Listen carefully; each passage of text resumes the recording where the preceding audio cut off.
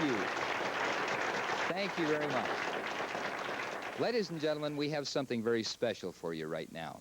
Every year at the Magic Castle, they give away some awards. Now, we happen to have with us right now the most recent winner of the Magic Castle's Close-Up Magician of the Year Award.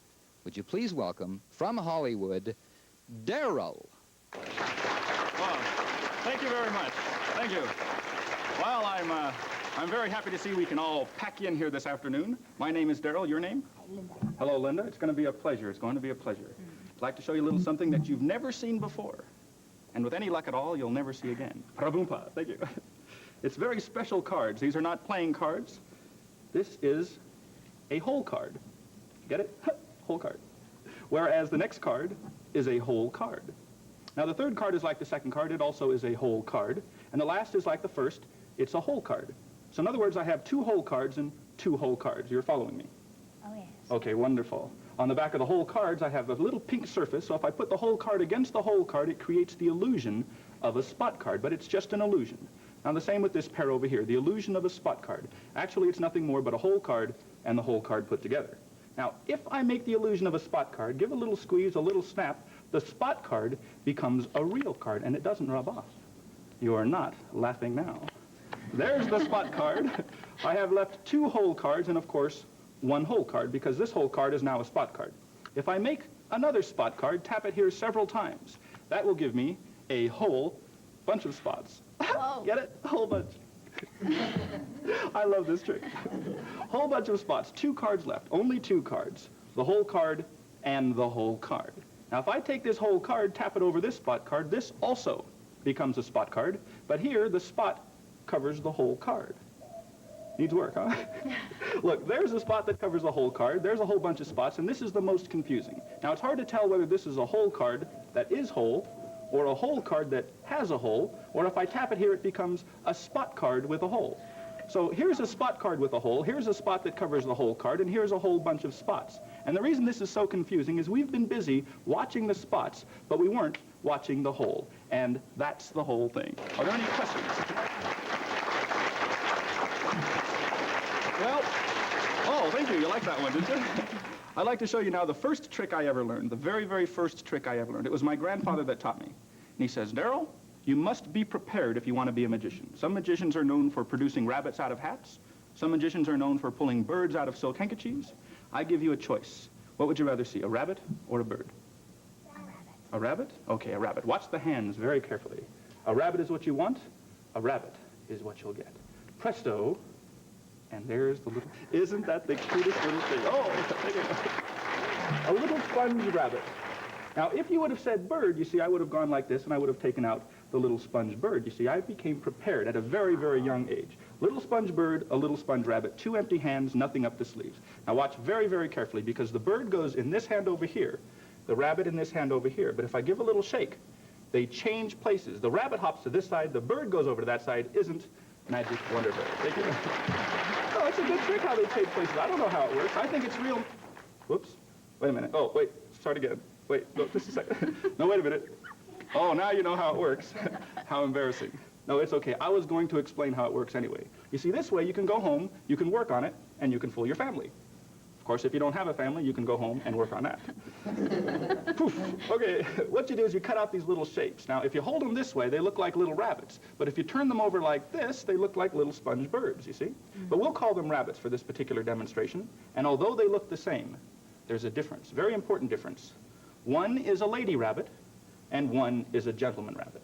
Now, watch the rabbits very carefully. I hold the gentleman rabbit here, the lady rabbit here, but if I squeeze like this, it vanishes, flies through the air, and joins the other rabbit like this. Now, it gets a little bit more complicated as we proceed, because at this point, I'd like to borrow your hand. May I borrow your hand?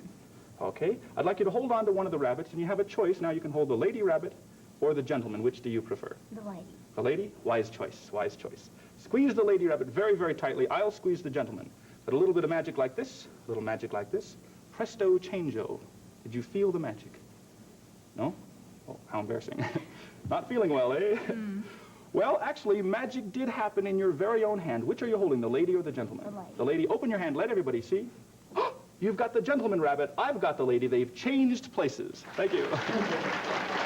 No, really, look. they did. Oh, just kidding. Wait a minute. It gets better.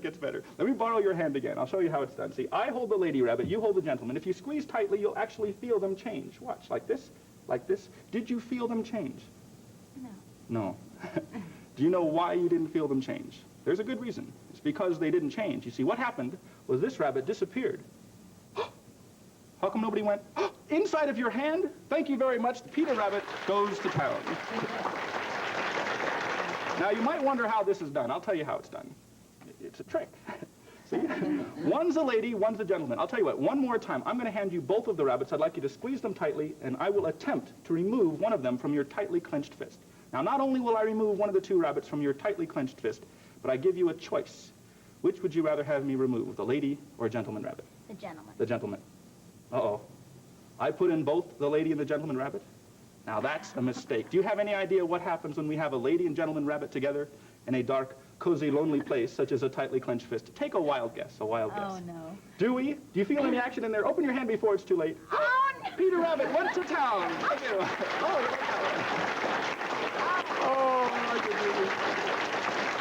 I could do that trick all day. I love that one. Well, my, how time flies when we're having ourselves such a killer diller of a time. It seems we just got started, and already it's time for the last mystery. Now, this uses a deck of cards, but please don't think that this is a deck of TV magic cards. They are all different. You can see that they're all different. All different? On one side, of course, they're all the same on the other side. Now, what I have inside of this wallet is something very, very special. These are known as cardboard chameleons. I'll explain that in just a moment. I know it sounds strange, but there's a reason for it. I didn't make it up. A deck of cards and two cards I'd like to have selected from the deck. So if you will, just call out stop anytime. Stop. Right about there? Okay, that will be one. I'll put that over here. And one more time, please.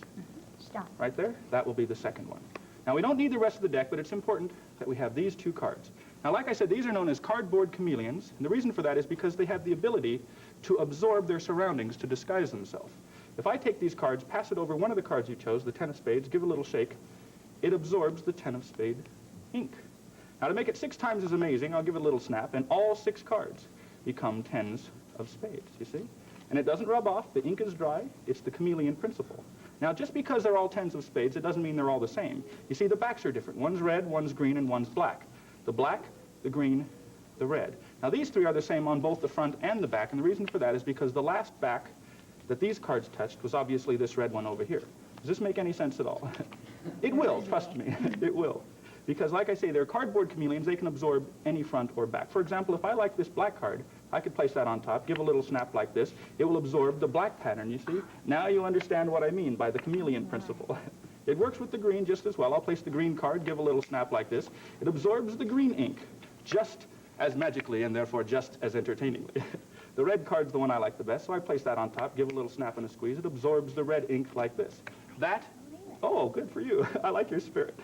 That is the Chameleon Principle. And the Chameleon Principle is not limited to just the faces of the cards. It works with the backs as well. Now, you happen to have cut to a 10, so that's why these are 10s. If I want to do it on the face of another card, like the king, just pass it over the king, give a little shake. It absorbs the king. Now, this does make sense when you think about it. Give a little snap, and of course, like before, all 6 cards become kings of diamonds. But just like the 10s a moment ago, one is still red, one's still green, one's still black. There's the black, the green, the red. These, of course, like the 10s a moment ago, are all red because that's the last back they touched. Now you understand what I mean. If I lay one on each, however, that makes things a little bit more confusing, because now they each have their own back to absorb. This absorbs the red, this absorbs the green, this absorbs the black, and I don't even understand that part myself. All I know is I've got 2 reds, 2 greens, 2 blacks. The 2 black cards are kings of diamonds. The 2 green cards are kings of diamonds. Even the 2 red cards are kings of diamonds. But if I separate the cards into 2 groups of 3 like this, I could pass these over the king, these over the 10. These will stay kings. These will change back into 10s. And you can have those as a souvenir. Take them home, give them to your friends. Oh, thank you. Well, thank you. I thank you very much for your kind attention. You've been a wonderful audience. I'd recommend you anywhere. Oh.